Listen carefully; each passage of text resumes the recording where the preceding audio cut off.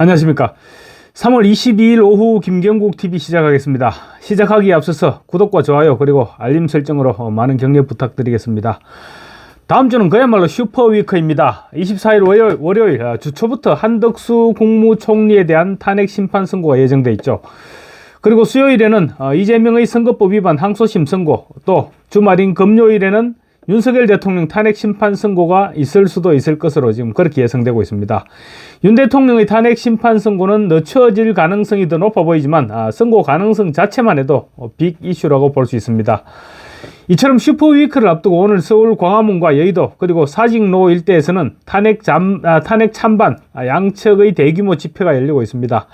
정광훈 목사가 이끄는 대한민국 살리기 국민운동본부 대국본 집회는 오후 1시부터 지금 광화문 일대에서 대규모 집회를 시작했는데, 탄핵 심판을 앞두고 마지막 주가 될 수도 있다는 점에서 사상 최대 규모 인파들이 몰려들고 있습니다.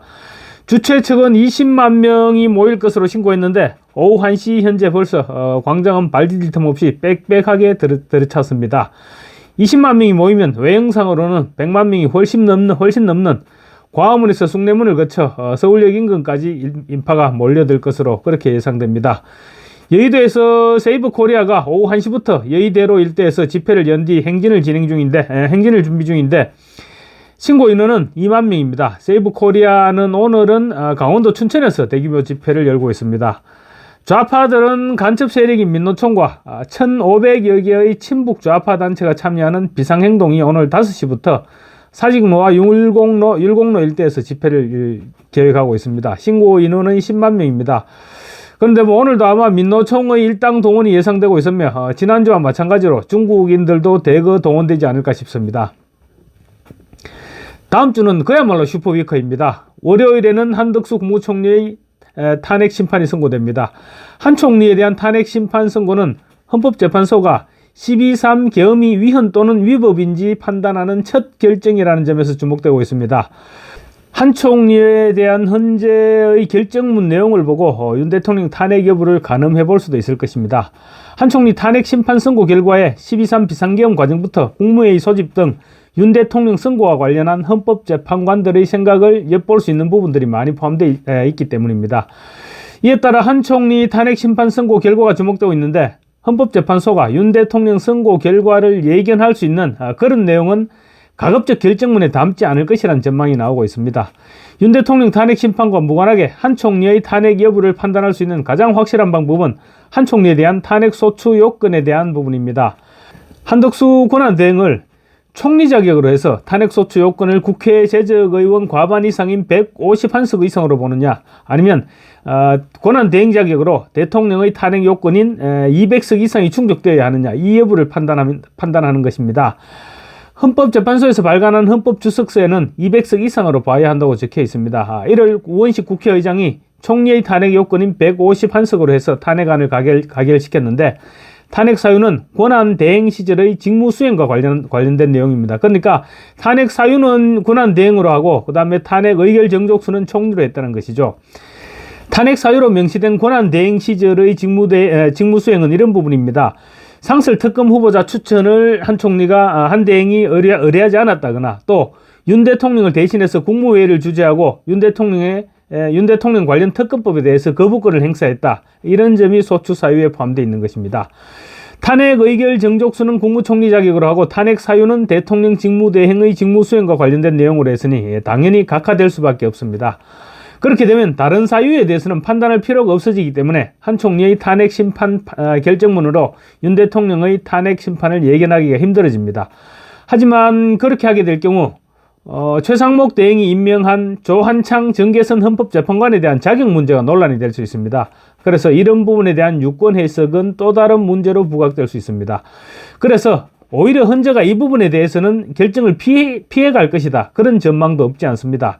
이 경우에는 다른 사유를 들어 8대0 기각으로 결정하지 않겠느냐, 그런 전망도 나옵니다. 어떤 경우가 됐건 한 총리의 탄핵안이 인용될 가능성은 지금 매우 희박해 보입니다.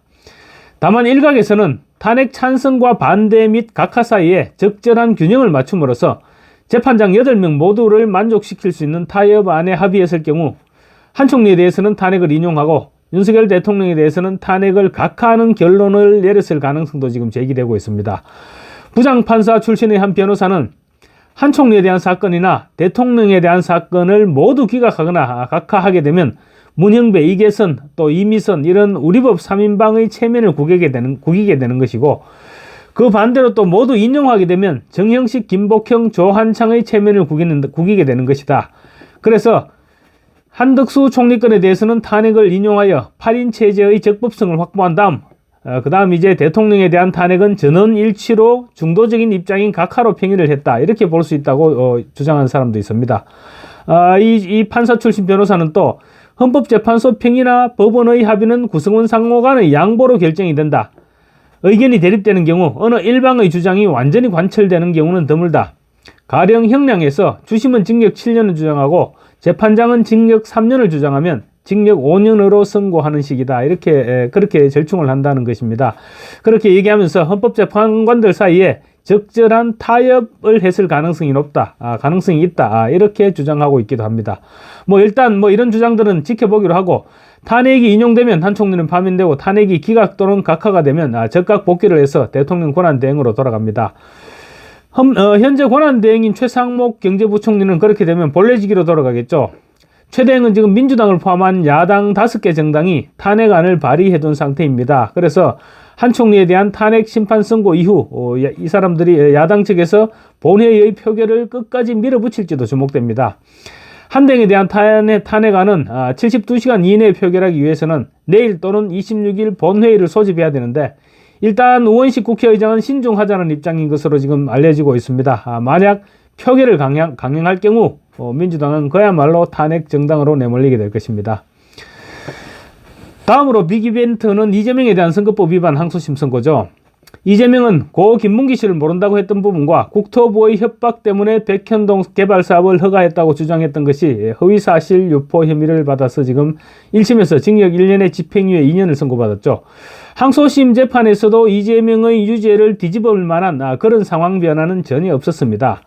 일각에서는 최은정 재판장을 제외한 이해설, 정재호 두 부장판사가 극좌 성향의 판사들인 만큼 끝까지 지켜봐야 한다는 주장도 없지 않습니다. 당연한 얘기죠.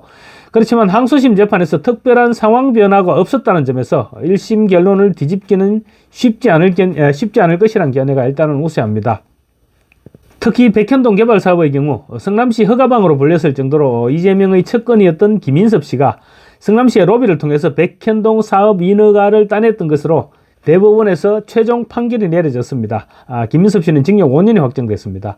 그래서 재판부가 봐주고 싶어도 지금 봐줄 수 없는 그런 빼박 정황인 것입니다. 따라서 범죄 혐의로만 볼 때는 이재명은 유죄가 확정적입니다. 다만 이재명이 그동안 어떤 공작을 벌여왔는지가 문제입니다. 민주당 일각에서는 벌금 100만 원 미만이 선고될 것이다. 이런 전망도 내놓고 있습니다. 그렇지만 1심에서 징역 1년에 집행유예 2년이 선고됐다는 점에서 만약에 유죄로 인정될 경우에는 벌금 100만 원 미만은 절대로 불가능하다는 것이 전반적인 견해입니다. 그런데 이재명이 선거법상 허위사실 유포에 대한 위헌 법률 심판 제청을 서울고법에 지금 신청해둔 상태입니다. 이재명의 항소심 선고에 때맞춰서 헌법재판소 산하기관인 헌법재판연구원의 한 연구원이 공직선거법상 허위사실 유포에 대해서 100만 원 이상 당선 모여가 좀 과도하다. 그리고 또 공직선거법상 허위사실 유포죄를 규정한 250조 1의 처벌 범위가 너무 넓다. 이런 내용의 논문을 발표했습니다. 이 논문은 이재명이 선거법 250조 1항에 명시된 허위사실 유포죄 가운데 행위라는 용어가 너무 모호하다면서 위헌 법률 심판 제청을 제기한 것과 완벽하게 일치됩니다. 그런 논문을 이 사람이 발표를 한 것입니다. 이재명은 분명히 이 논문을 위헌 법률 심판 제청에 대한 참고 자료로 항소심 재판부에 제출했을 것입니다. 그러려고 헌법재판소의 누구를 통하든가 그런 방식으로 해서 연구원에게 논문을 주문 생산했을 가능성이 굉장히 높죠. 그렇지만 고법에서 이 같은 이재명의 주장을 받아들일 가능성은 희박합니다. 이재명 본인도 알 것입니다. 고법에서 수용하지 않을 것이라는 사실을. 이미 수차례에 걸쳐 헌법재판소가 위헌 판결을 내렸던 부분이기 때문에 고법에서 자체적으로 기각할 것이 확실시됩니다. 다만 이재명 측은 위헌 법률 심판 제청을 고법에서 각하하면 다시 헌법재판소에 헌법소원을 제기하겠지만 어쨌거나 항소심 재판부에서는 이재명을 유죄로 선고할 것이 확실시된다. 이렇게 이렇게 보면 될 것 같습니다. 이재명은 항소심에서 유죄가 선고되면 당 내부로부터 거센 도전에 직면하게 됩니다. 윤 대통령에 대한 탄핵 심판이 선고되지는 않았지만 혹시라도 탄핵안이 인용될 경우 사법 리스크가 높아진 이재명으로 대선을 치를 수 없다. 이런 주장이 거세질 것입니다. 그래서 이번 주에는 이재명에게는 이번 주가 그야말로 명운을 좌우하는 그런 한 주가 될 것입니다. 이재명은 유죄가 선고되더라도 공직선거법에 대한 헌법 소원을 제기해서 부활을 노릴 것입니다. 26일 유죄가 선고되는 즉시 헌법 소원을 제기해서 대법원에서 그러니까 자기 선거법 위반 혐의를 확정 판결 내리기 이전에 위헌 선고를 받아내면 극적으로 회생할 수 있다. 이런 계산인 것입니다. 그래서 대통령 탄핵 심판이 끝난다고 하더라도 마흔형만큼은 절대로 임명해주면 안 된다는 것입니다. 대통령 탄핵안이 각하 또는 기각되고 나면 4월 19일 이후 문형배 이미선의 후임은 강력한 보수 인사들을 임명해서 다시는 이런 일을 꿈도 꾸지 못하게 못 박아버려야 될 것입니다. 어쨌거나 26일 수요일은 이재명의 정치 생명이 절반 이상 끝나게 되는 날입니다. 이재명은 기약 없이 늦춰지는 윤 대통령의 탄핵 선고, 그리고 이로 인해서 조기 대선 가능성마저 지금 극히 불투명해진 그런 상황에서 자신의 사법 리스크까지 겹치면서 완전히 멘붕 상태에 빠진 아마 그런 상태일 것입니다. 다음으로 윤석열 대통령에 대한 탄핵 심판 선고입니다. 일단 지금 언제 선고될지는 아직 모르지만 각하 또는 5대3이나 4대4 정도로 기각될 것이다. 이런 분위기가 지금 갈수록 유력해지고 있습니다.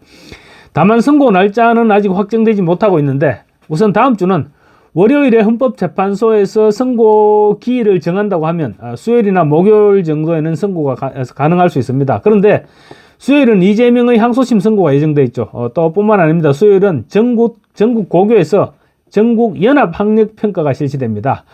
그날 만약에 대통령의 탄핵 심판 선고 기일을 잡았다가 난리가 나면 학부모들로부터 헌법재판소가 그야말로 박살이 나게 될 것입니다. 그리고 그 다음 날인 목요일 27일은 선고가 안 됩니다. 27일은 매주 세 번째 목요일은 헌법재판소가 일반 헌법재판 정기선고를 하는 날입니다. 그래서 다음 주에는 선고를 한다고 해도 금요일밖에 지금 날짜가 나오지 않습니다. 윤 대통령에 대한 탄핵 심판은 빨라야 28일 금요일이 될 수밖에 없고 이재명의 선거법 항소심 선고보다는 늦어질 확률이 거의 100%다 이렇게 보면 될 것 같습니다. 그렇지만 28일에도 선고가 될 것이란 보장은 없습니다. 아직 쟁점을 둘러싼 헌법재판관들의 이견이 좁혀지지 않고 있는 것으로 알려지고 있기 때문입니다. 그렇게 되면 선고는 4월로 미뤄지게 되는데 그래서 4월 2일 수요일에는 재보궐선거가 예정되어 있습니다. 그래서 주중에는 힘들 것이고 주말 정도가 하더라도 주말 정도가 되지 않을까 그런 예상을 할 수 있을 것 같고요. 4월 그날 그 주도 넘기면 굉장히 촉박해지겠죠. 금요일은 지금 4월달 들어서 금요일은 4일과 11일, 18일입니다. 그런데 18일은 문형배와 이미선의 임기가 끝나는 날입니다. 그래서 금요일을 선고를 한다면 4월 4일과 11일 정도밖에 지금 기회가 남지 않은 그런 셈입니다. 대통령 탄핵 심판 선고를 한 날짜 잡기가 그렇게 만만하지는 않다는 얘기죠. 혹시라도 4월 18일을 넘기게 된다면 굉장히 난감한 상황을 맞이하게 됩니다. 가장 바람직한 방향은 슈퍼위크인 내주 금요일 깔끔하게 기각 판결을 내려버리는 것이 좋을 것 같습니다. 감사합니다.